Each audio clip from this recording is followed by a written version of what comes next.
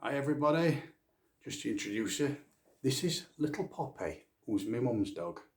She's staying with me for a few days. I'll just put her down because she probably don't want to sit with me very long. Just wanted to have a quick chat. I've got a message for everybody out there, which is, please, please, please, do not buy a dog for Christmas.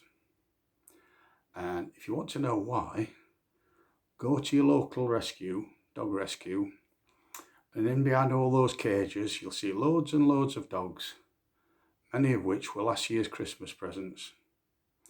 And unfortunately, sadly, people get bored of them, or they decide for whatever reason they don't want them anymore and dump them or put them in rescues or whatever it is. I haven't got a dog anymore. I've had dogs all my life, and I've worked with dogs, I've trained dogs, I'm an experienced dog handler. But I don't have a dog now, basically because my last dog died about 3.5 years ago. And I took the decision at that time, regrettably, not to have another dog because my circumstances are such that if anything happened to me, there'd be nobody to look after the dog. So now I just look after other people's dogs now and again, friends and family. Well, what limited family I've got, usually my mother's dog, should I say. But I don't have a dog of my own. Because with a dog, you can be taking on a 15-year or more commitment. So you're not only got to think, well, where am I now? Can I look after a dog? But also, where are you going to be in 15 years' time? You've got to think about what age you are now. And, where you're going to be in a few years' time. Are you going to be fit enough to look after a dog, take it out for walks, look after it, and all the rest of it? If the answer to that is that you don't know, then you've got to think then, well, what would happen if, you got ill or something like that and you couldn't look after the dog? Is there somebody else who you can trust who would then look after that dog? If the answer is no, then the only sensible thing to do is to not have a dog. Because all you're doing by buying dogs is you're feeding the breeding program, which is now very lucrative. I'm hearing stories at the moment of people paying £3,000 and more for dogs which are basically what I would call a mongrel. The crossbreeds, cockapoos, diddly-doos, diddly squats, whatever they call them nowadays. People think they're a proper breed. They're not. They're not recognised by a kennel club or anything like that. They're basically a crossbreed. And there are people making fortunes out of breeding these dogs that have suddenly become fashionable. And people are paying ridiculous amounts of money for them. And I wonder why, to be quite honest. Because if you want a dog, there's thousands and thousands of them in rescues. And you can get them for usually a few quid. Sometimes you can get them for free, depending on what their policy is. So why people go out spending all this money on I call them designer dogs, because all they are is dogs that people want as like a commodity. Dogs aren't a commodity, and I get very angry when people look at them like that. If you want a commodity, go and buy a sodding PlayStation, right? Don't buy an animal that will rely on you, is completely dependent on you. And all these things are tempting, there's fashions and stuff like that. Well, the trouble is with fashions, they come and go. When I was young, many years ago, it was fashionable to have your hair, if you're a bloke, really long and a big moustache, big sideburns and all the rest of it. And we all looked like that when I was younger. But it's not fashionable to be like that now. Fashions change. And the fashion with these dogs at the moment will last a year or two, and then it'll go on to something else. And sadly, it's always the dog that pays the biggest price for all this. They end up in rescues or put down in some cases. Perfectly healthy dog, there's nothing wrong with them. But just basically, nobody wants them. And I think it's absolutely criminal what people do. A few years ago, talking about dog breeds, it was Weimaraners that were very popular and had a lot of issues at the time, because people came to me for advice that they bought a Weimaraner, and guess what? It wasn't the nice little pet they thought it was going to be, because they're bred for a specific purpose and they have natural instincts that are not that friendly sometimes. And with a poor handler, or a handler that doesn't know the breed, not research the breed, you can soon get problems. And sure enough, there were many, many Weimaraners that ended up getting put down because they'd attacked other dogs, other people and stuff like that. If we go further back to the 1980s, the same happened with Rottweilers and Doberman Pinschers, you know, all of which became fashionable. And then suddenly they're not fashionable anymore. People don't want them.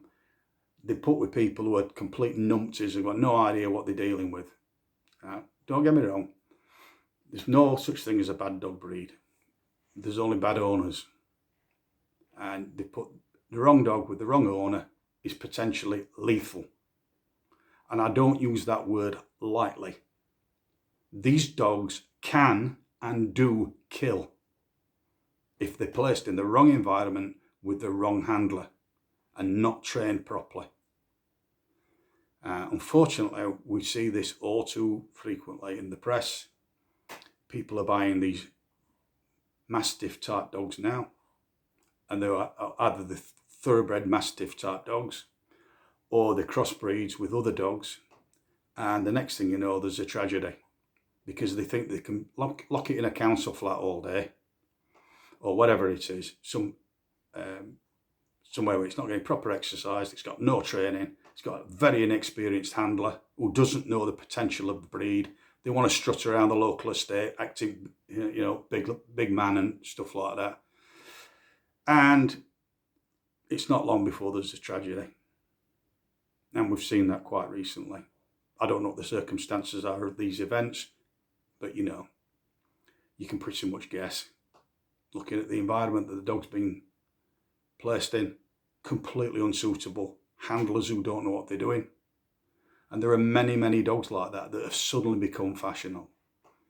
And instead of getting a dog that's relatively easy to look after and relatively easy to train because they've got a disposition which is quite conducive to being in a family environment, these people are going out and getting all sorts of dogs that are usually used for guarding purposes, or originally were bred to guard livestock or go hunting and stuff like that. And unfortunately, they end up with a dog that they can't control, and you get problems. But what my main purpose of this video today, because we've now got Christmas coming up, all the big corporations are getting everybody into the buying fest that always comes around at this time of year. Not something I get involved in. I haven't bought Christmas presents for years, donkey's years. And I won't accept Christmas presents from people now. The reason being that I've got everything I need. I don't need anybody to buy me anything. And I'm certainly not going to go and buy other people useless tat that they don't need. And a lot of people are getting in debt to do it. I mean, goodness knows why.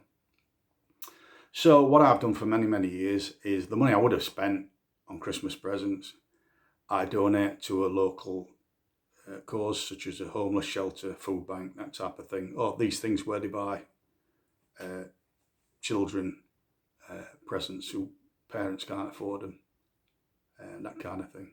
And I've been doing that for years. Saves all the hassle of going down to the shops and being shoved around and pushed around by people getting whatever it is fashionable at the time and stuff like that. So basically, that's where I am with Christmas. But I'm telling people, anybody who's prepared to listen to me and listen to my advice, please do not buy a dog at Christmas. At some point, you may well regret it. You get carried away. You don't realise what you're taking on. It's a 15-year minimum, unless something unfortunate happens to the dog. It can be a 15-year or more commitment that you're making, or you should be making, because you shouldn't get a dog and then think, oh, I've got fed up with it now, I'll palm it off onto somebody else, or I'll go and dump it outside a rescue or something. Shouldn't be doing that. That's not nice. Poor dog's got attached to you. you're its home, and now you just chuck it away like last year's PlayStation. That's not what a dog is. You should have more respect. And personally, well, I've got my own views about dogs and stuff. Personally, I think we should have licensing, and it should be a fair price license, unless there are people exempt, because then it will get people to think twice about, doing stuff like that. I would even monitor the dogs in terms of how they're chipped and get them logged to each owner, so that if a dog turns up at a rescue, the authorities can trace it back to who originally had that, like you do with a car.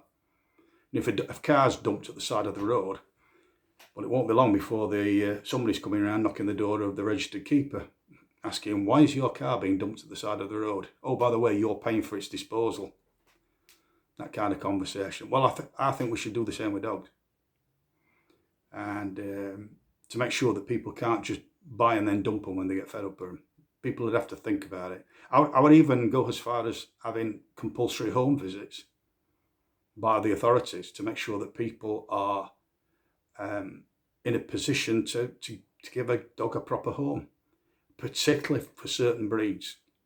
I would also only allow certain breeds, I'm talking about Mastiff type dogs, dogs that are traditionally used for guarding duties, dogs which potentially can be quite dangerous.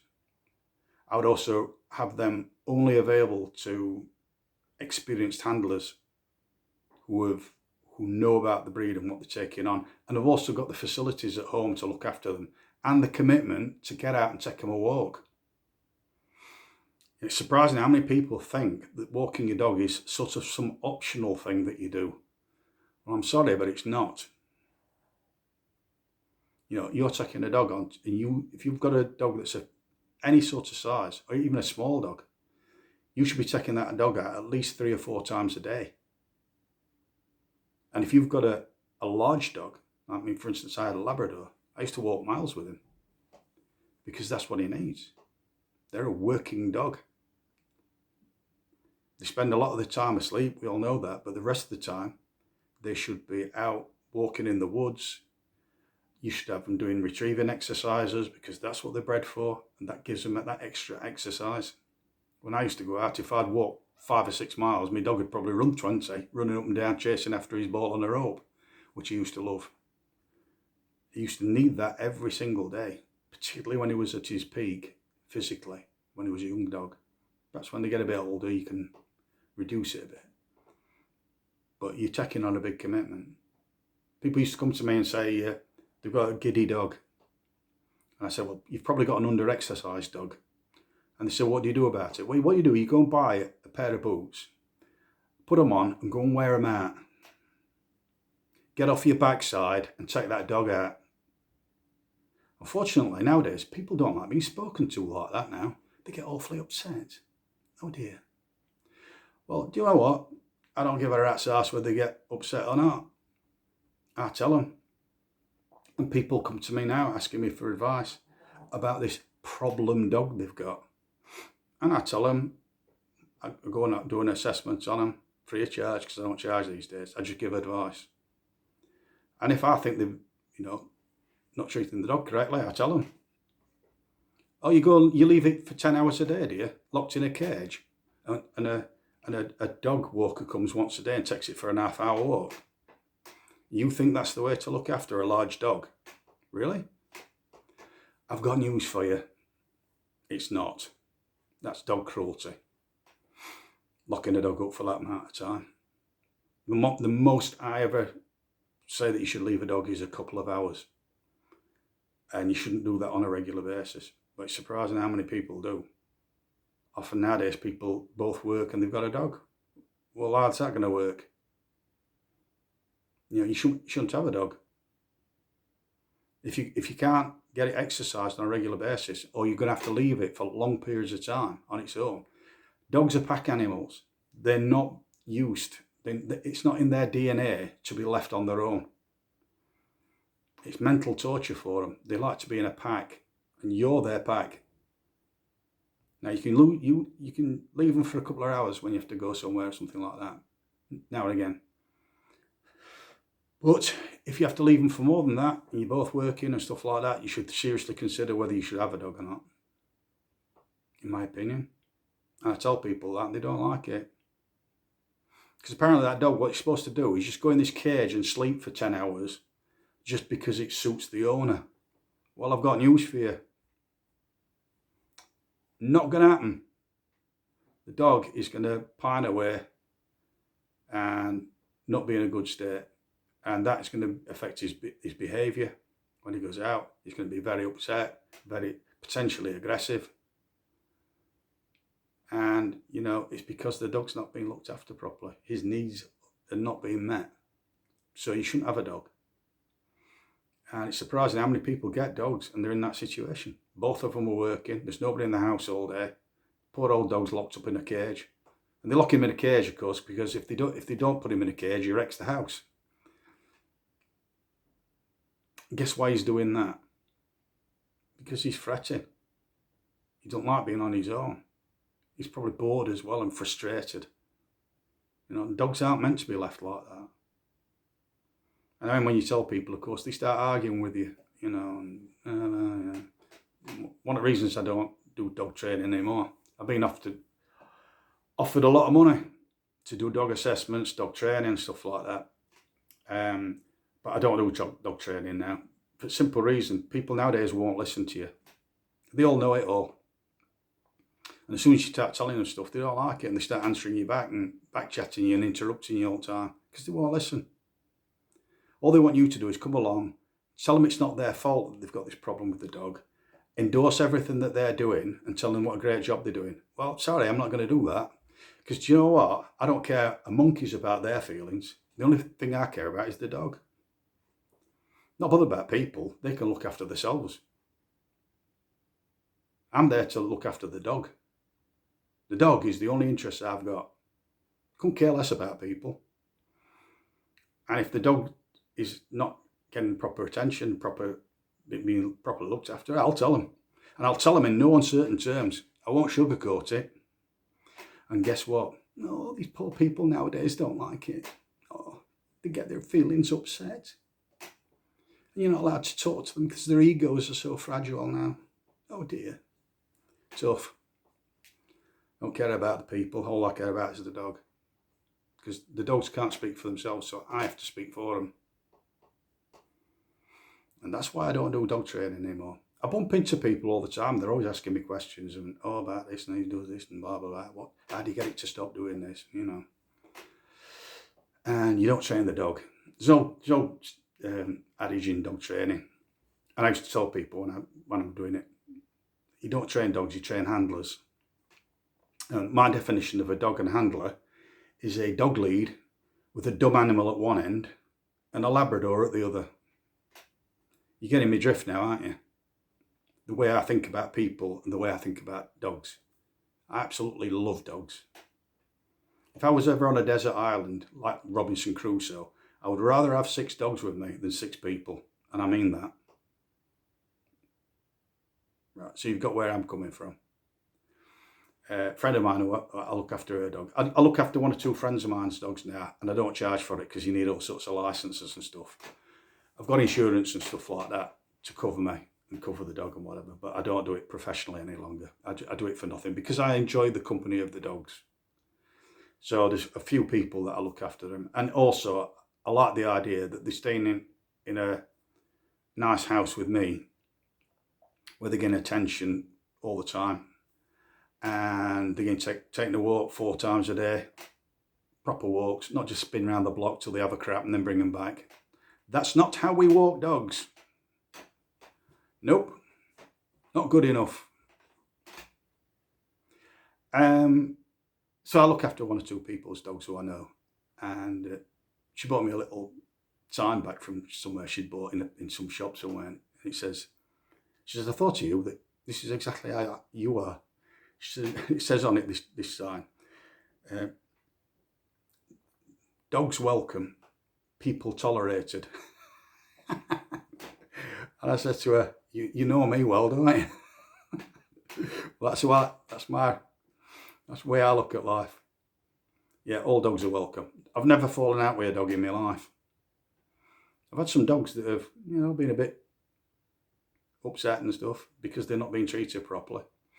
We always sort that out, no problem. But I've never fell out with a dog. People, yeah, people. Dogs, you see, don't have the selfish gene that people have. You know those people that you get. Only time you ever see them is when they want something, and then they use you and whatever, and then next thing you never hear from them again. Them people, loads of them, aren't they? Well, dogs don't do that. Once they latch onto you, you've gone for life, and they'll walk through fire with you. How many people will do that for you? None. I hate to be cynical, but my age, you've seen it all. People, what people are like, how selfish they are, and never had a problem with dogs though. Every dog I've ever had, every dog I've trained, every dog I've had any interaction with, loved them all. They're brilliant. People, no.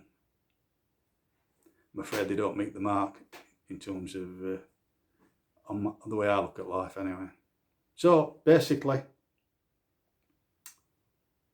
anybody who's prepared to take any advice from me, the advice I would give you, do not get a dog for Christmas.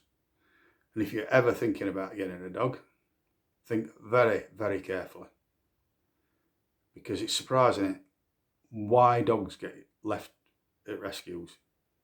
Sometimes it's because you get an old person who's not fit anymore. You can excuse that.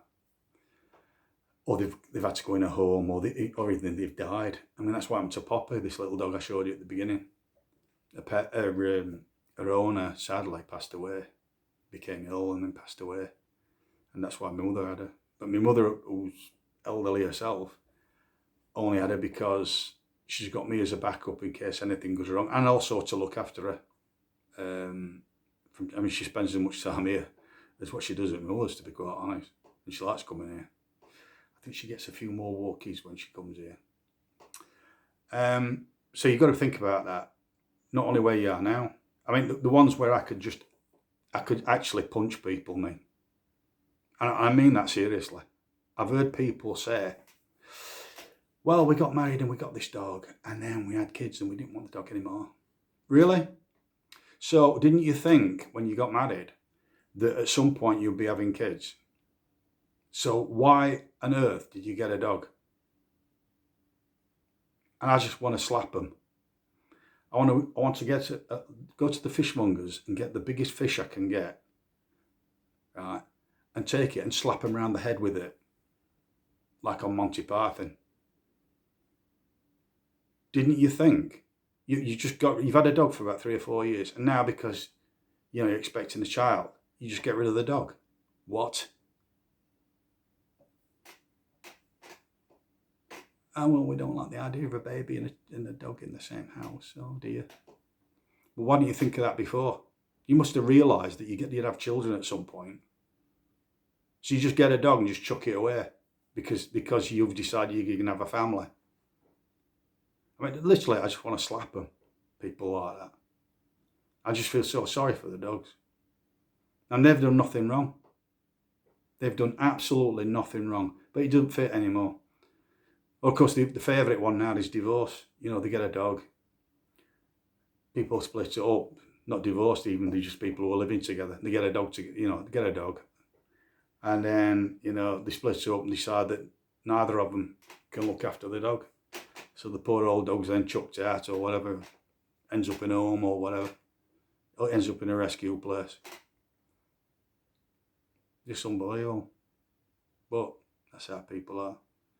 But please, please, please, please, do not buy a dog for Christmas.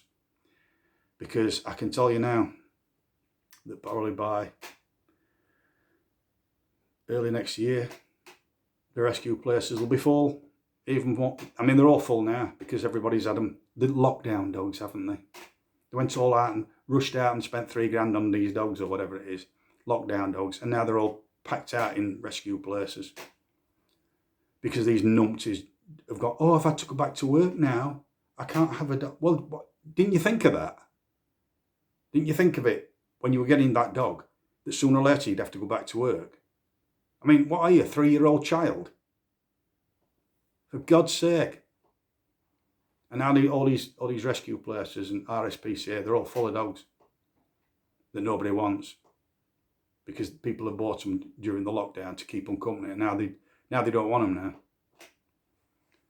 because they've suddenly realised, oh dear, I've got to spend money on it. It's food and it's vet bills, and I've got to take it for walks every day, and I've got to clear up dog poo, and it's vomited on carpet. Well, that's what dogs do. If I tell you seriously, if you can't clear up dog poo, I've cleaned this up for YouTube. I don't normally say dog poo. I say other things. But if you can't do that, or clear up dog vomit, or all the other things, hair on your carpet and all this sort of stuff, then don't get a dog. You're not a dog person. That comes with the territory. So don't get one. Think very, very carefully. If you're even thinking, contemplating, what's your domestic situation? What's your health situation? What's your age? You know, I'm 63 now, and that's why I won't get a dog, because I've got no family who I could leave the dog to, who would look after it if anything happened to me. If I bought a dog now, you're talking a 15-year commitment, I'd be 78. Would I even get that far? So who's going to have the dog? That's what you've got to think about. You know, I mean, even if you've got an older dog, you've still got to think about it. That, you know, is there somebody who will step in if anything happens to you, or you got ill or something like that, and you couldn't handle the dog anymore? Is there anybody there who you could really trust, who would actually take the dog on, and who's capable of taking it on? You know, what's your situation as regards your relationship? You know, are you living with somebody who you've only been living with for about 3 months, and you decide to get a dog? Hang on a minute. Ooh, what happens if you split up? Who's going to have the dog? Think about that. Anyway, that's my thoughts on it.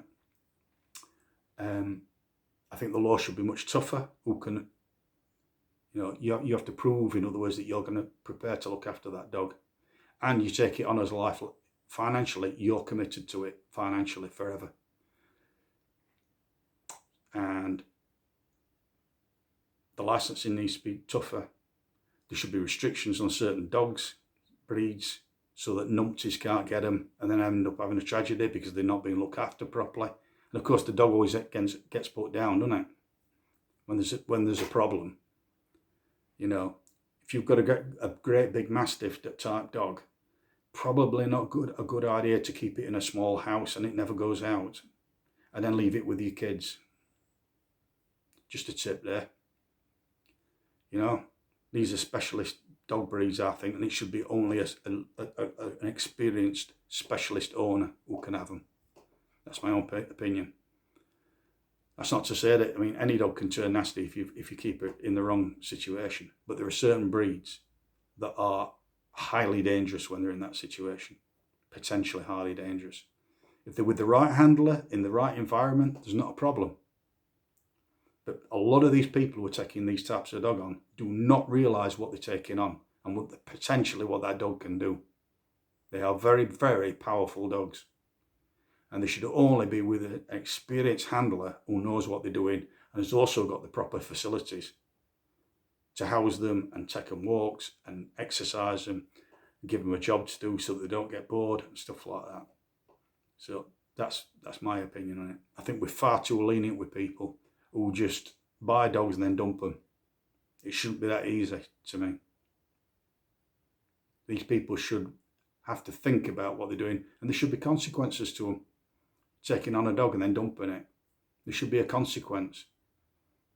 You should not be able to just walk away and just say, I don't want it anymore, and just dump it like it's some PlayStation or something, because they're not like that. And it's one of the things that gets me very, very angry. I'm usually quite a placid person, but where people are cruel to dogs, I've got a very, very bad temper, believe me. And people who are cruel to dogs, well, I won't tell you what I'd like to do with him. I don't know, anybody can be cruel to a dog. Just don't know. It's beyond me. But that's my thoughts on it. And I hope, apart from that, that everybody has a nice time over the next the next month or whatever it is. No doubt we'll be all sick at sight of it by the time, because it usually starts earlier every year. Usually starts about July now, doesn't it? Christmas. Used to start about a week from Christmas when I was a kid. And you didn't put decorations up until like Christmas Eve, or a couple of days before Christmas. Now, I've seen people putting them up now. It's still only November. Just get bonfire night out of the way and then they're putting Christmas decorations up. What's that about? Are these people mad? Anyway, hopefully the dogs won't suffer this year. Let's hope that's the case. But unfortunately, I think they will. Because there's a lot of dog breeding going on now, because there's people paying stupid money for dogs. Like I said to you earlier. And wherever there's money to be made, there'll be people churning them out like there's no tomorrow. Because it's just like a golden goose, isn't it? Many of them are illegally done, because you're supposed to have a license now to be a dog breeder. But how many of them being just done somewhere quietly and nobody knows, and they bought for cash and stuff and nobody knows? Makes you wonder, doesn't it? Anyway, I'll leave you with that thought. Love you all, especially the dogs. A lot of people I don't care about, but I love all dogs. So this is a shout for all the dogs in the world. See you later.